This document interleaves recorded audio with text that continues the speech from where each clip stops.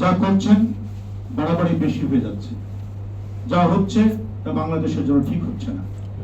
যা করে বেড়াচ্ছেন তা কোনোভাবে কাম্য নয়। আপনারা যদি ভেবে থাকেন আপনাদের এই আন্দোলন, কোটা ভিত্তিক আন্দোলনের মাধ্যমে বাংলাদেশের সৃষ্টি করার যে সুদূর প্রসারের চিন্তা ভাবনা যদি সেই বাস্তবায়ন করতে চান, সেটি বাংলাদেশের মানুষ কখনো বরদাস্ত করবে না। তাই বেশি কথা বলবো না। এই বাংলাদেশ গণতান্ত্রিক সাংস্কৃতিক জোট, আমি একজন সাংস্কৃতিক কর্মী। রাজনীতি এবং সংস্কৃতি দুজনে একসাথে এক শক্তিতে রাজপথে নামে তার গতি তীব্র থেকে আরো তীব্রতর হয়।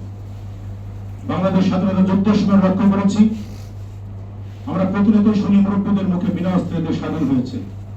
দেশটা স্বাধীন হলো কিভাবে? তখন এক একটি গান মেশিন গানের ভূমিকা পালন করে বাংলাদেশের প্রত্যেকটা সৈনিকের শক্তি অর্জন করতে সক্ষম হয়েছে। আমি বিশ্বাস করি সাংস্কৃতিক জোট এবং বাংলাদেশের সমস্ত সাংস্কৃতিক শক্তি যদি রাজনৈতিক শক্তির সাথে একভাবে রাজপথে নামে, পৃথিবীর কোন শক্তি নাই বাংলাদেশে আগামী নির্বাচন ঠেকাতে পারে। তাদের একমাত্র ভয় বিএনপি হলো তাদের কাছে একমাত্র ভয়ের কারণ। যেটাকে আমার ভাই বলে গেছেন, যখনই নির্বাচন হোক না কেন আয়নার মতো পরিষ্কার বিএনপি সরকার গঠন করবে এবং আমাদের ভবিষ্যৎ নেতা তারুণ্যের অহংকার তারেক রহমান এই দেশের প্রধানমন্ত্রী হবেন।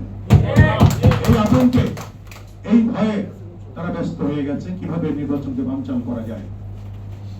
আমাদের নেতা এবং দেশনেত্রী বেগম খালেদা জিয়া তাদের রাজনৈতিক দূরদর্শিতা এবং তাদের সুন্দর মানসিকতার কারণেই আজকে এখনো পর্যন্ত বাংলাদেশের মানুষ শান্ত আছে। আমি বিশ্বাস করি নেতার আদর্শে যদি আমরা চলতে পারি, আমাদের সোনালী সূর্য সামনে অপেক্ষা করছে। এই দেশ জাতীয়তাবাদী শক্তির হাতেই রাজনৈতিক যে ক্ষমতা সেটি আমাদের কাছে আসবে এবং সেভাবে গণতন্ত্র প্রতিষ্ঠার ক্ষেত্রে